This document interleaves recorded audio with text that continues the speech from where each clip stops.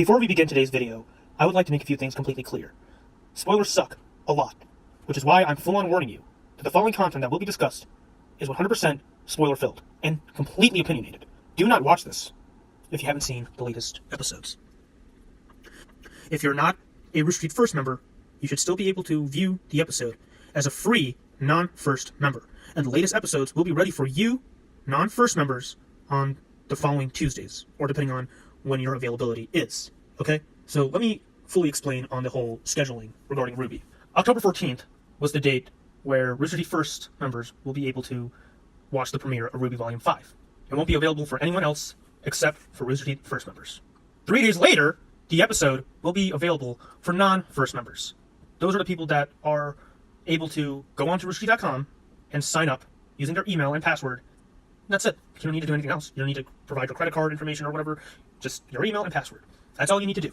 And the latest episodes will be available for these people 3 to 4 days after they're available for first members only. Then, the following Saturday, YouTube and Crunchyroll will be able to obtain the episode and everybody can watch it, basically. Okay? So Saturdays, every Saturdays, there will be a brand new episode that will be exclusive to Rooster Teeth First members, but the previous week's episode will be available for everybody else. If you are not cool with that long week wait, just get a non-first account. That's all you gotta do. And the episode will be available 3 to 4 days after they're available for first members only. Okay? I hope you got that. Please. If I see any complaints in the comments section regarding spoilers, I won't do anything. But you should be the one to be at fault for not listening to the warning that you're receiving right now. Also, if you disagree with our statements and have a different opinion, that is okay. Just let me know in the comments below on what you thought about the material we were discussing, and if it's totally different than ours, then we'll 100% accept it. I will accept it completely. But don't insult those who have a different opinion than you. We all have different opinions. That's the point of criticism anyway. That's the point of life. We're all different, so let's try not to start a flame war over differing opinions, okay? So thank you so much, and I hope you enjoy the video.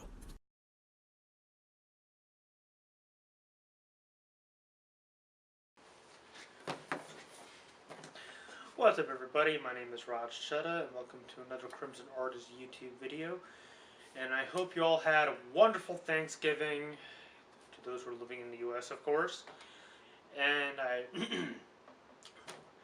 hope you've been well, literally, because it has been a while since I put out a RWBY review. I wanted to get the 5th and 6th episode reviews up like literally a week after the 6th episode was out, but ultimately Thanksgiving was happening and I couldn't do anything about it, so I had to spend time with family. But now Thanksgiving's over, and the 8th episode was just released for Rooster Teeth First members a couple of days ago. I believe it's available now. By the time of this recording, now excuse me, I'm undergoing something right now. I apologize for that. But anyway, I'm here to talk about episodes 5, 6, 7, and 8. Yes, I have a lot to talk about. These last 4 episodes have been quite interesting so far, and for one, they're not very action-heavy. They're not action-oriented, considering this is a show that is known for its action, you know what I mean? But these last 4 episodes were nothing but character building, character exploration, plot exploration, all that. I found that very, very helpful, actually. This is something that Volume 4 definitely needed. And so far, everything that I've seen this volume, everything was just basically making up for what Volume 4 had to offer. I did not hate Volume 4. Like I said, if you want to know my thoughts on that, watch the previous episodes before this. But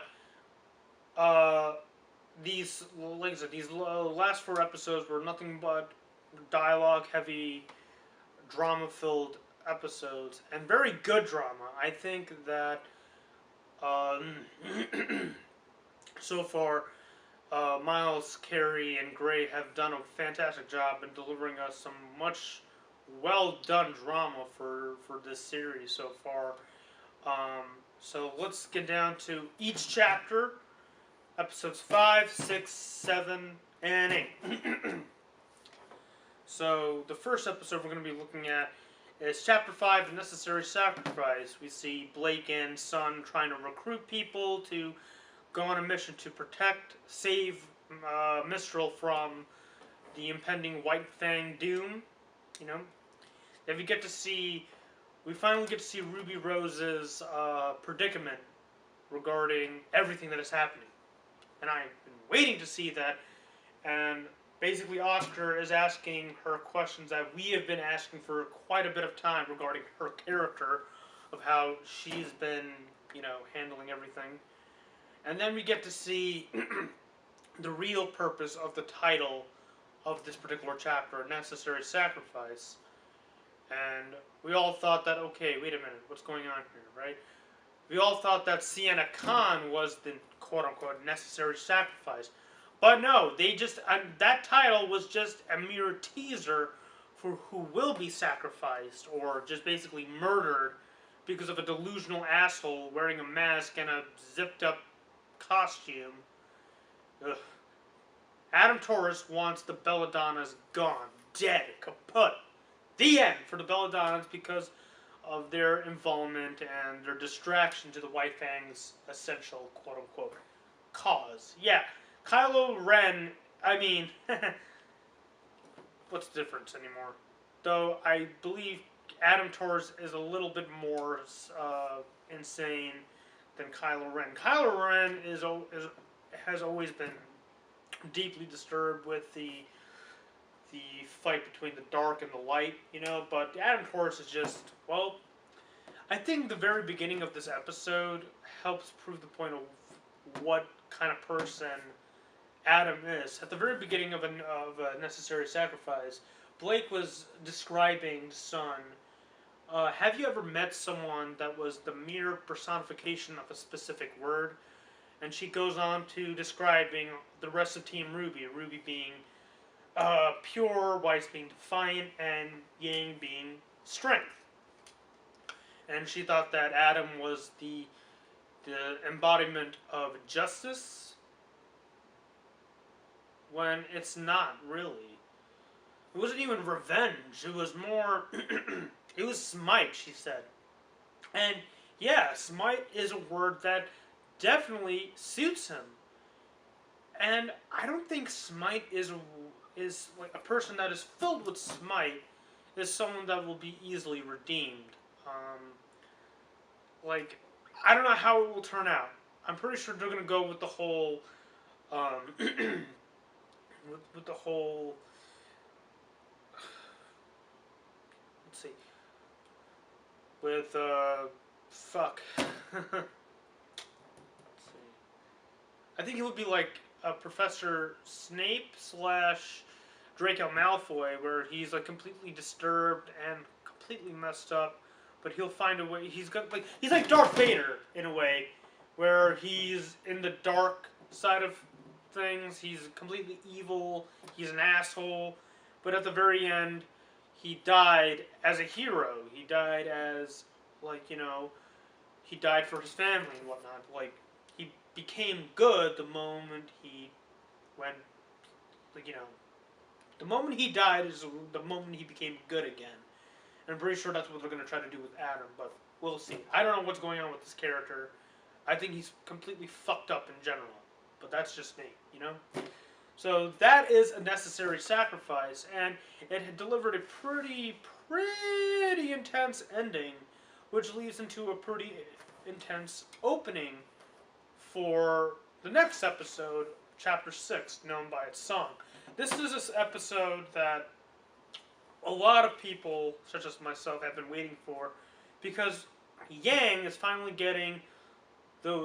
is about to get those answers from Raven, finally, in terms of why Raven left, why Raven completely hates Osman, and we didn't get a whole lot, really, which kind of disappoints me, but I do hope that one day we'll get the answers we'll truly need when the time comes. I hope we get that someday.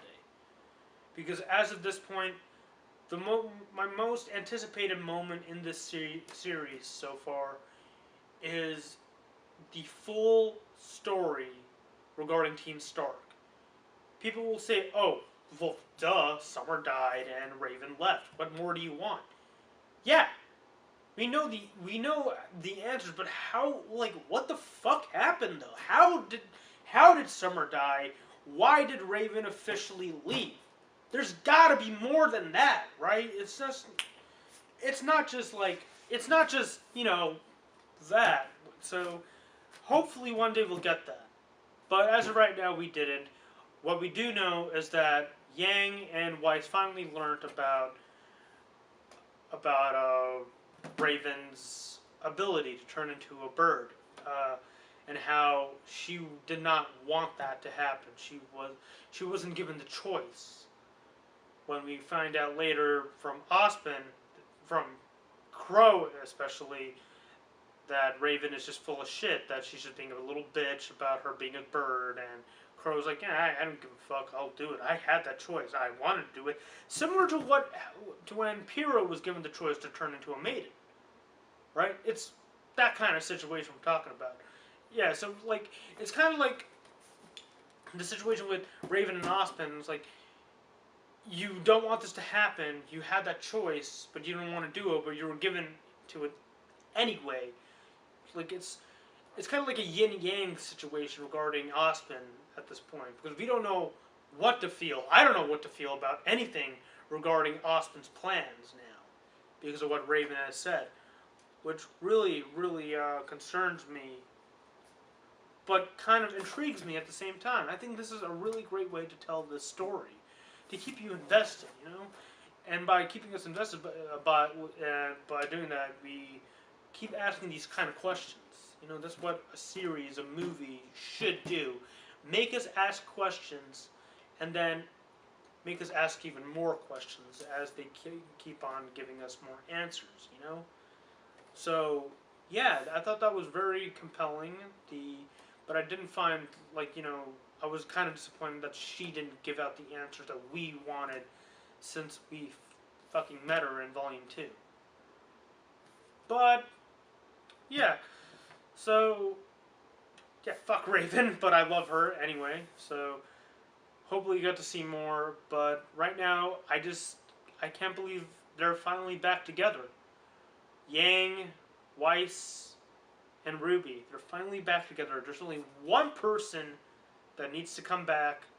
That is, of course, Blake. But right now she's dealing with her own problems. Hopefully that will be resolved in an interesting way. I'll touch that into it later. What we do know is that Team RWBY is almost reassembled. Almost! And I'm so glad. Now let's just rest and relax. Just get some resolution here with the 7th episode, literally titled Rest and Resolutions. This is the shortest episode of the season so far. It's only, like, take out the intro, it's almost 10 minutes. This is classic RWBY right here. Literally classic.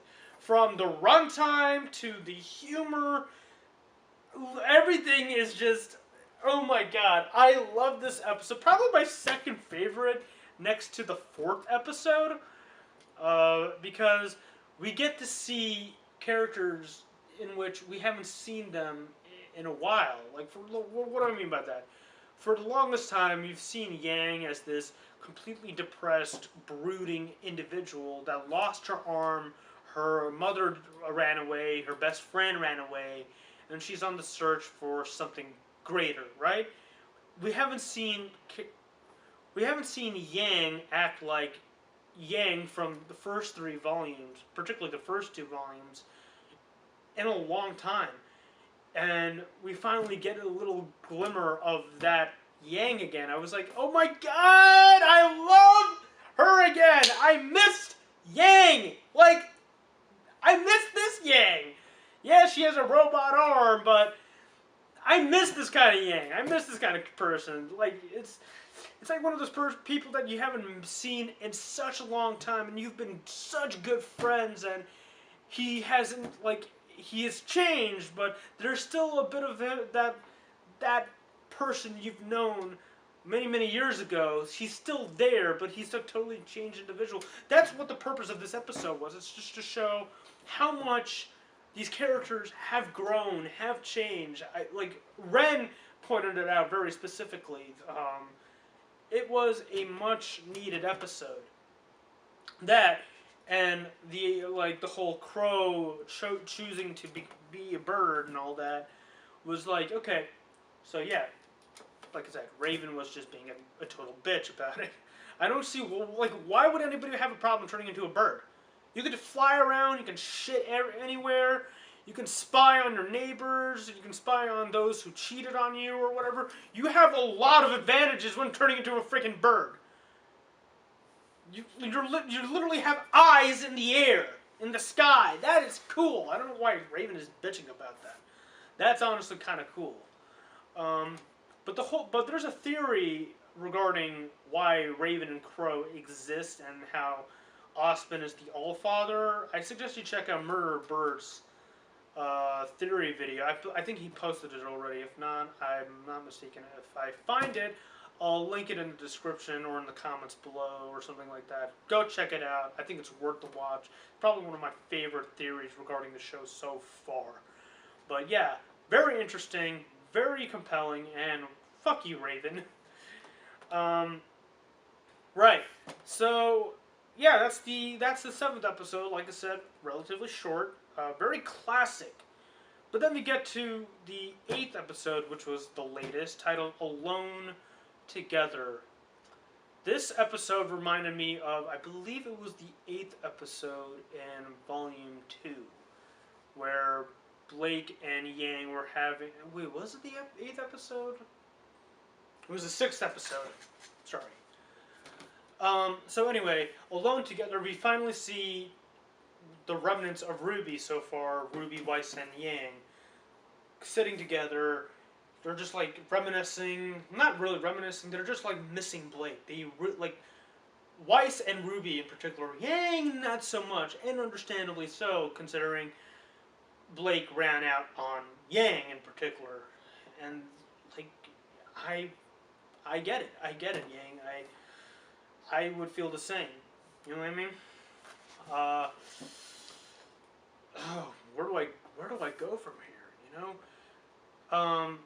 Before I continue off with the discussion regarding this episode, I just want to point out how beautiful the cinematography is in this season in particular. I know I stated this before, how everything is so gorgeous, and the cinematography actually weaves through the story really well. For example, in this particular episode, we see RWBY lying down on the ground, just looking at the beautiful sky, and there are 4 birds, and like the way I believe they represent RWBY as a whole. We have 4 birds, right? One flies away from the rest of the group. The other 2 are together, and then there's another bird that flies up and then reveals Yang. Like, I love shit like that. That's so cool. I love it when animators or filmmakers, cinematographers take the scenery to an advantage that helps push the story, to helps tell. Like, I really love stuff like that, and it really shows what kind of personal take Yang has at the moment regarding Blake. And I feel like it's another one of those heartwarming moments that I'm really glad that we got to see happen on screen. Like, the whole scene with Yang and Weiss in the bedroom, discussing their personal issues and whatnot, with Yang being alone all the time, and Weiss has her own version of being alone with the personal torment she's received by her piece of shit father. It's it's kind of heartwarming and sad, like that these girls have to live life like this. No one deserves to live like this at all. And if you do, I suggest you find a way to get out of it. Please save yourself. Don't be in this situation. I hope if you are in this situation, I don't know what to tell you. You have yourself to look out for. You have you are your own hero. Believe in yourself, and while you believe in others, because the most important person in this world isn't me, isn't anybody else, but it's yourself, and you're alone. That's all you gotta know. That's all I can say, I guess. And that's why I love this scene in particular, because we haven't seen a scene like this since the burning in the candle scene in Volume 2, where it was much like that, except of course that took place in a classroom, while this took place in a bedroom. It's definitely much needed. And then comes the situation with Blake. Blake, she's in trouble. She's in trouble, not just in terms of the story. I think they're finally getting her right, thankfully.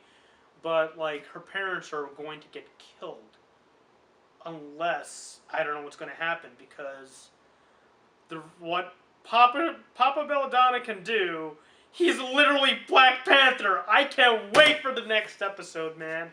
That is going to be cool. Please let Kali live, okay? I hope they make it out alive. I really do. But if things don't go well, then, well, we haven't had a character death since Pyrrha, so I think it's kind of warranted then.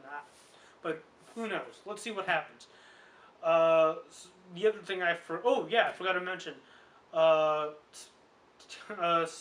Cinder, Arthur, Mercury, and Emerald are back. They're going to attack Raven's bandit camp.